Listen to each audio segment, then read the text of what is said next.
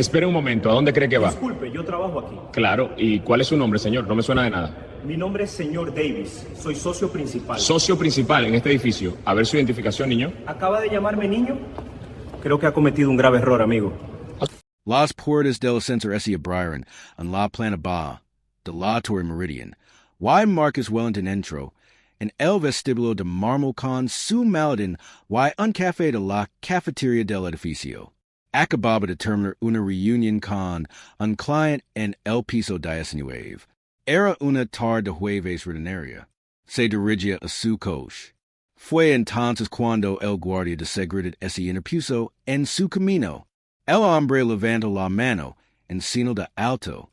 Marcus se detuvo, confundido. ¿Puedo ayudarlo? La voz del guardia era plana, autoritaria. ¿A dónde cree que va? Marcus parpadeó. Me voy. Acabó de terminar una reunión. El guardia se cruzó de brazos. Necesito ver una identificación. Marcus sintió la familiar opresión en el pecho. ¿Identificación? ¿Para qué? El guardia entrecerró los ojos. Este es un edificio seguro. No es sale sin verificación. Marcus se cambió el maletín a la otra mano. Levo 2 horas en este edificio. Tenía una reunión arriba. ¿Cuál es el problema? El guardia se acercó un paso más. El problema es que no te reconozco. Y la gente se ha estado quejando de personas no autorizadas en el edificio. El oficial de seguridad Raymond Mitchell había trabajado en Titan Security Services, contratado para administrar la Torre Meridian en el centro de Atlanta durante 14 años. Y en esos 14 años había compilado una historia que debería haber suscitado inquietudes inmediatas tanto en su empleador como en la administración del edificio. 16 quejas. 16. Quejas de profesionales negros que habían sido detenidos, interrogados y retenidos en el vestíbulo a pesar de tener negocios legítimos en el edificio. Quejas sobre exigencias excesivas de identificación. Acusaciones de alineamiento, amenazas de llamar a la policía y bloqueo físico de salidas. Una queja describía a Mitchell siguiendo a una mujer negra hasta su coche y exigiendo que demostrar que había estado visitando a un inquilino. Otra lo detalaba obligando a un ejecutivo negro a esperar en el vestíbulo durante 20 minutos mientras llamaba a la oficina del ejecutivo para verificar el empleo. Una tercera involucraba a Mitchell poniendo su mano sobre su arma mientras interrogaba a un conductor de reparto negro que tenía una orden de trabajo firmada. Lo que sucedió ese jueves por la tarde en octubre pondría fin a la carrera de Mitchell. Lo costaría a Titan Security $285,000 en pagos de acuerdos y expondría a una empresa que había ignorado 16 quejas documentadas durante 14 años porque Raymond Mitchell era el sobrino del director de operations regional de Titan, un hombre negro de unos 40 años, Marcus Wellington, socio de Caldwell and Ross LLP, especializado en litigios corporativos. Salía del edificio tras una consulta con un cliente cuando un guardia de seguridad lo consideró sospechoso. No se trataba de ningún delito, ninguna infracción, ningún comportamiento sospechoso. Simplemente caminaba por el vestíbulo hacia la salida. Antes de continuar, ¿desde dónde nos ves? Si es tu primera vez aquí, suscribid. Historias como estas necesitan ser compartidas.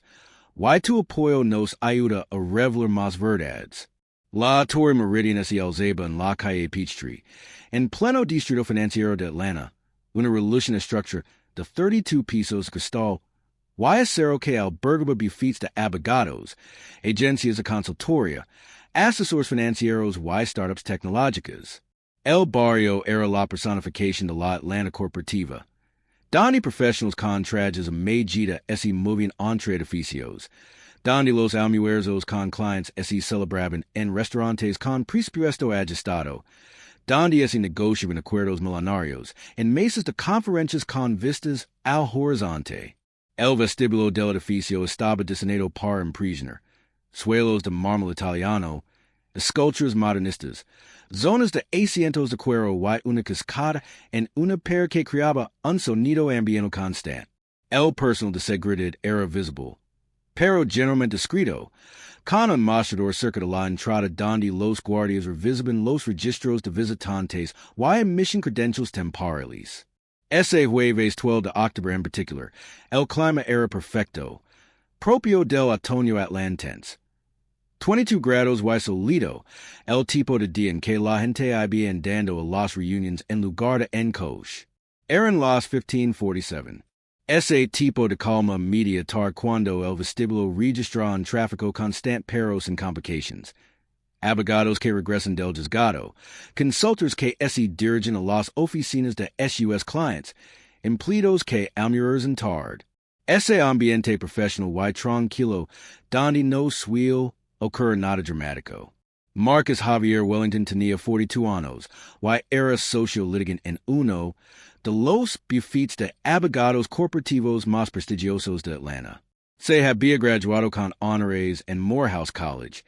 Se había licenciado en Derecho en Yale y había trabajado durante 3 años como assistant legal para un juez de un tribunal federal de apelaciones antes de incorporarse a Caldwell and Ross 15 años antes.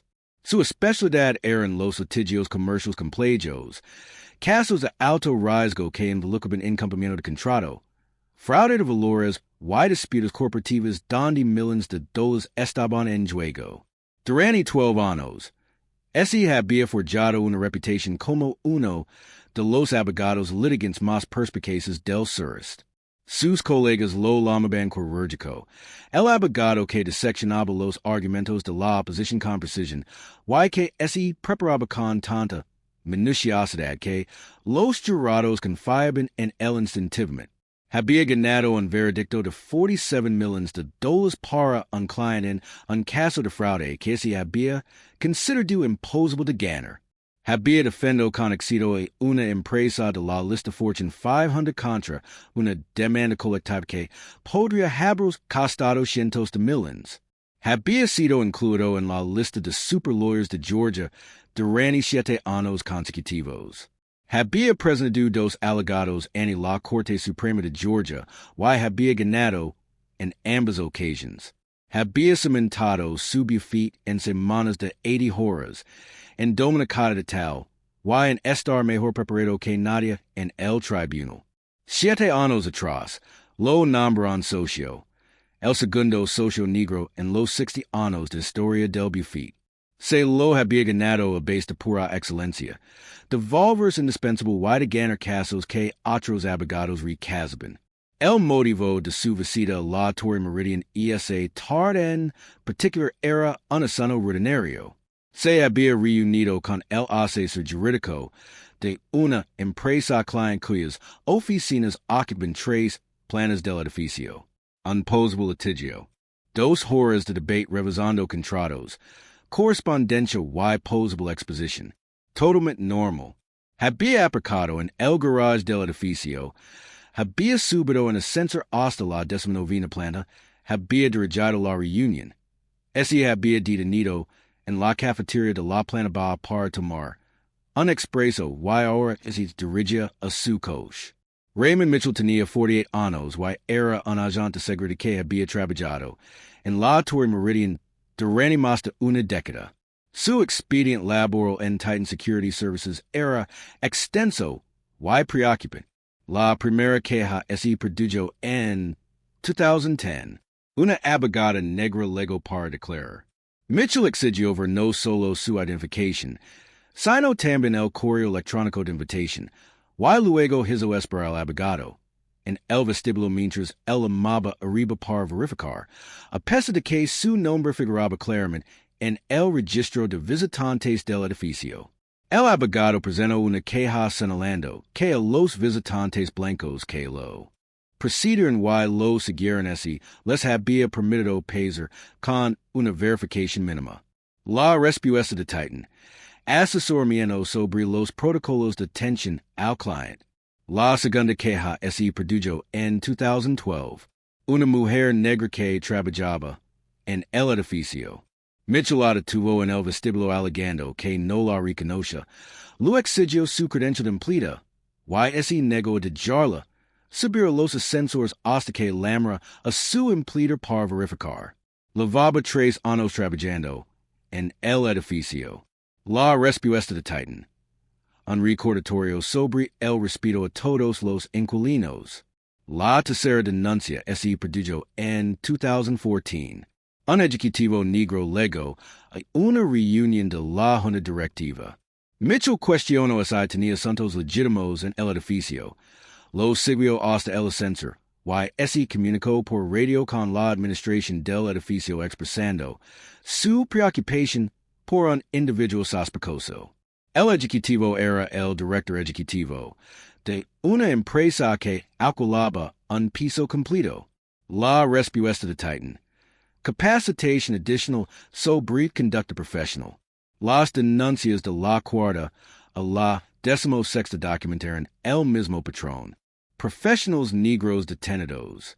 Visitantes negros interrogados extensamente mientras que los blancos pasaban libremente.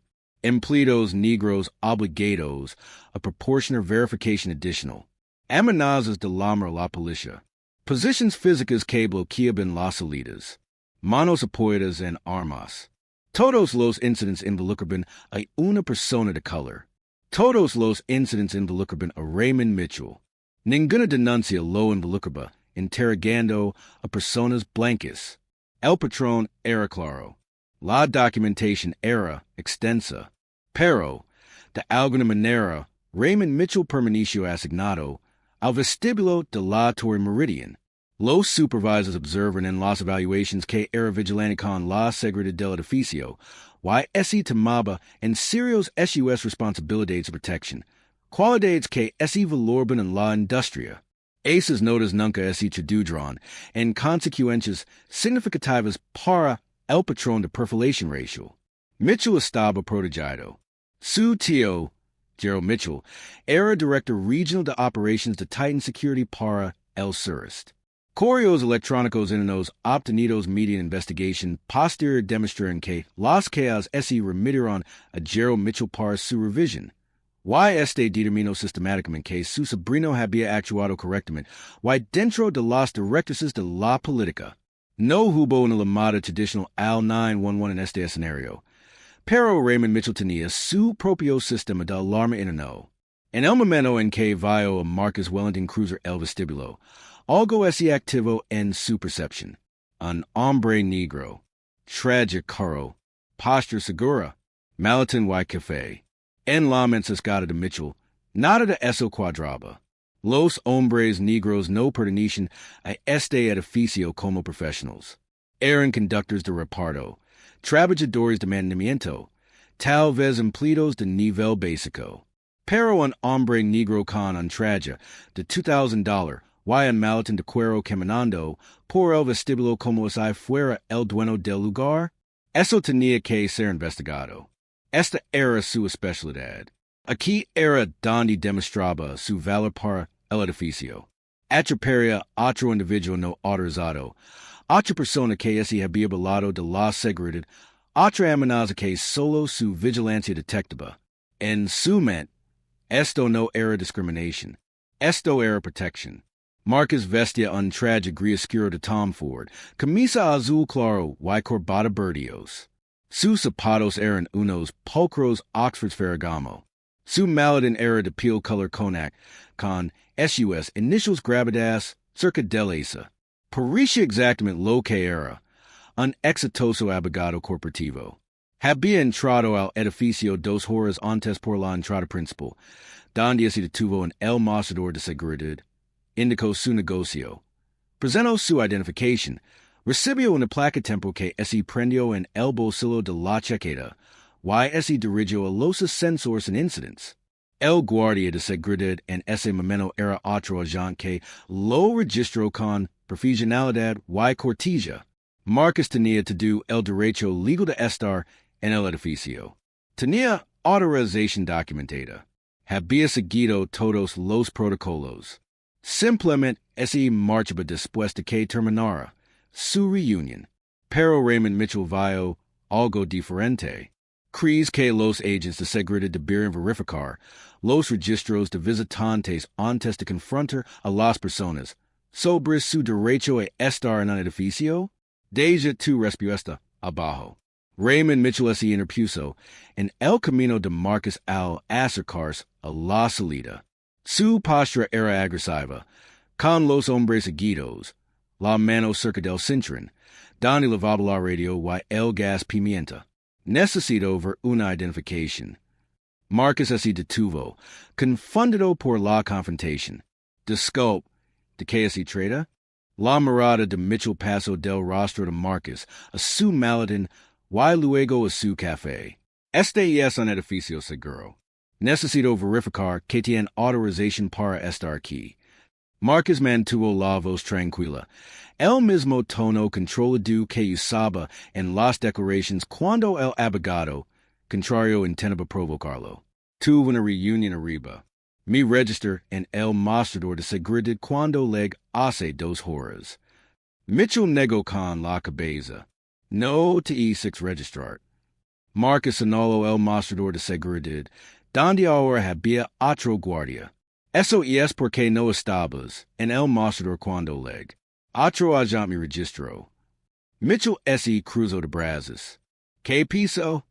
Marcus mantuvo la compostura. Piso 19. Me reuní con Bradley Thompson, asesor general de Emerson Analytics.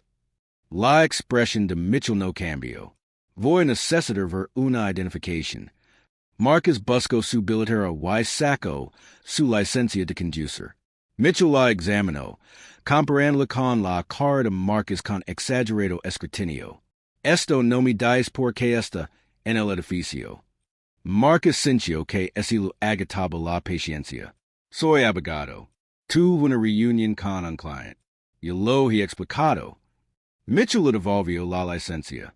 Voy a necesitar más verificación que ESA.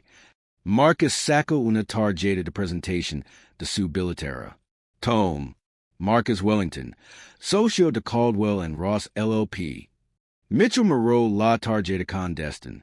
Cualquiera puede imprimir tarjetas de presentación. Marcus lo miró fijamente. ¿Habla en serios? La mano de Mitchell se acercó a su radio. Señor, su acta no ayuda. Estoy tratando de verificar que tiene un negocio legítimo aquí. La voz de Marcus permaneció controlada, pero su frustración era evidente. Te enseñé mi identificación. Te dije con quien me reuní. Pasé por seguridad al llegar. ¿Qué es exactamente el problema? Mitchell se acercó. El problema es que no te reconozco. Y hemos tenido problemas con personas no autorizadas en este edificio. Marcus sacó su teléfono del bolsillo. Tengo el correo electrónico de confirmación de la reunión. Tengo mi credencial de visitante temporal. Le mostró a Mitchell la credencial que enlevaba enganchada al bolsillo de la chaqueta. Mitchell apenas la miró. Podría ser una visita anterior. ¿Cómo sé que no la uséis para entrar hoy?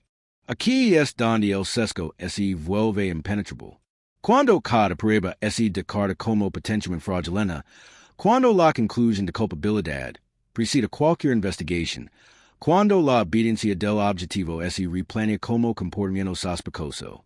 Una mujer con trágicos negocios que esperaba el ascensor presenció el enfrentamiento y se acercó. Disculpe, ¿hay algún problema? Mitchell la saludó con una mano. Señora, esto no lo incumbe. La mujer miró a Marcus. ¿Se encuentra bien? Marcus asintió. Este agente está cuestionando mi derecho a estar en el edificio, a pesar de que registre mi entrada correctamente, y tengo una tarjeta de visitante válida. La mujer se giró hacia Mitchell. Lo six en la cafetería del edificio hace 10 minutos. Está claro que ha estado aquí legítimamente. La voz de Mitchell se endureció. Necesito que se aparte. Un hombre de unos 60 años, también con atuendo profesional, se detuvo cerca de ellos. Agent, sixa este caballero registrarse en recepción esta mañana. Mostró su identificación y le dieron su tarjeta. ¿Cuál es el problema? El rostro de Mitchell S. Rojo. Estoy haciendo mi trabajo. Todos deben alejarse. Marcus abrió su correo electrónico y le mostró la pantalla a Mitchell. Aquí está la confirmación de mi reunión con Bradley Thompson, de Emerson Analytics, piso 19, hoy a la 1:30 p.m. Aquí está el hilo de correos que intercambiamos para concertar la reunión. Aquí está la invitación del calendario. Mitchell miró la pantalla del teléfono durante unos 2 segundos. Cualquiera puede falsificar correos electrónicos. La calma de Marcus S. quebró un poco. ¿Correos electrónicos falsos? Soy socio litigante en un importante bufete de abogados. Lo estoy mostrando pruebas documentadas de mi presencia aquí. Tengo una tarjeta de visitante. Tengo testigos que confirman que me vieron entrar legítimamente. ¿Qué quiere exactamente de mí? Mitchell cogió la radio. Llamo a mi supervisor porque no está cooperando. La voz de Marcus es olivo. Poco cooperativo. He respondido a todas las preguntas. He proporcionado todas las pruebas que me ha pedido. Lo único que no he hecho es aceptar que me traten como un delincuente por cruzar un vestíbulo. La mujer que se había acercado primero sacó su teléfono. Estoy grabando esto. El hombre me resintió. Yo también. Esto está mal. Dijo Mitchell por la radio. Soy Mitchell, del vestíbulo principal. Necesito la ayuda de un supervisor. Tengo un seguido que se niega a proporcionar la verificación adecuada. La verdadera pregunta es, ¿qué cambia ahora? Las empresas de seguridad finalmente despiden a SUS agents después de 3 quejas en lugar de 16. Los supervisors finalmente reconocen patrones antes de que un socio de un importante bufete de abogados se detenido en el edificio de su cliente. Reconocimos finalmente que la vigilancia no es excusa para la discriminación racial, que las conexiones familiares no deberían proteger a los empleados discriminatorios de la rendición de cuentas. Porque así no arreglamos los sistemas que mantuvieron a Raymond Mitchell en ese vestíbulo durante 14 años, a pesar de 16 quejas. Así no abordamos el nepotismo que permitió a su tío ignorar cualquier signo de advertencia, entonces solo estaremos esperando al próximo guardia de seguridad, al próximo lobby corporativo, al próximo profesional negro, al próximo video viral. A la próxima demanda que podría haberse evitado es alguien hubiera actuado en la queja número 4, en lugar de esperar a la queja número 16. Comencia cree que esto debería ser ley. A cualquier agente de seguridad con 3 denuncias fundamentadas de perfil racial le debe revocar permanentemente la licencia y ser incluido en una base de datos nacional. Lo que le impedirá trabajar en cualquier puesto de seguridad. Que los patrones son descalificantes. Que las consecuencias son automáticas. Y crees que estas historias deben contarse. Crees que la rendición de cuentas empieza con la concienciación. Y que el cambio empieza con la prisión. Suscribe porque no nos detendremos. Seguiremos exponiendo estos patrones. Seguiremos exigiendo mejores resultados. Seguiremos luchando por los profesionales negros que merecen caminar por vestíbulos, entrar en edificios y hacer negocios sin ser criminalizados.